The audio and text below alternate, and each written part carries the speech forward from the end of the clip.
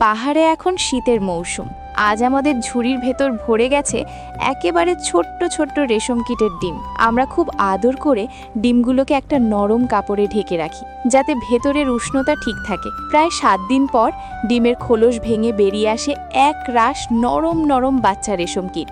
ঠিক সেই সময় আমরা তাজা সবুজ তুঁত পাতা কেটে আলতো করে তাদের উপর ছড়িয়ে দিই। কয়েকদিনের মধ্যেই ওরা এত দ্রুত বড় হতে থাকে যে প্রায় 10 দিনের মাথায় ওদের একটু বড় জায়গায় সরিয়ে দিতে হয়। প্রতিদিন একদম তাজা পাতা, কারণ বাসি খাবার ওদের একদমই পছন্দ নয়।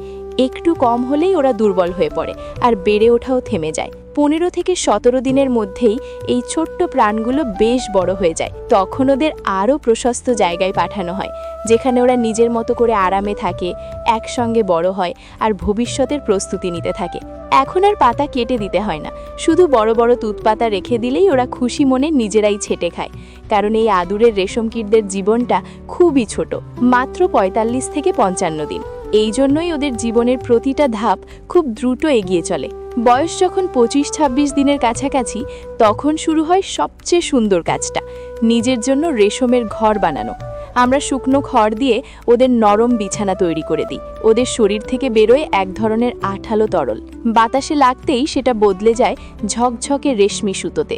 মাথা ঘুরিয়ে ঘুরিয়ে ওরা সেই সূক্ষ্ম সুতো নিজের চারপাশে জড়িয়ে ফেলে, আর ধীরে ধীরে তৈরি হয় একটা নিখুঁত কোকুন। এই কোকুনের ভেতরেই ওরা নিজেকে লুকিয়ে ফেলে, কারণ বদলে যাওয়ার জন্য দরকার সম্পূর্ণ অন্ধকার আর শান্তি। এখানেই ওরা একটু একটু করে রেশম কীট থেকে রূপ নেয় এক সুন্দর প্রজাপতিতে। প্রায় 30 দিনের মাথায় কোকুন ভেঙে বেরিয়ে আসে এক নতুন জীবন, ডানা মেলা, রঙিন, নরম এক প্রজাপতি। কিছুদিনের মধ্যেই সে আবার ডিম পাড়ে আর খোলা আকাশে নিজের ছোট্ট জীবনটা উপভোগ করতে চলে যায়। আর এতদিনের ভালোবাসার যত্নের শেষে আমাদের হাতে এসে জমে এই ঝকঝকে হালকা ফাঁপা কোকুন। এই কোকুন থেকেই বেরোয় ভীষণ নরম, মিহি আর সোনালি রেশমি সুতো, আর সেই সুতো দিয়েই তৈরি হয় অপূর্ব সুন্দর শিফন কাপড়, যা গায়ে দিলে লাগে হালকা ঠান্ডা, ছোঁয়ায় মেঘের মতো নরম আর দেখতে একেবারে রাজকীয় আর মনকাড়া। আপনি কি আমাদের পাহাড়ি রেশমি কাপড় পরতে চাইবেন? কমেন্টে জানাতে ভুলবেন না।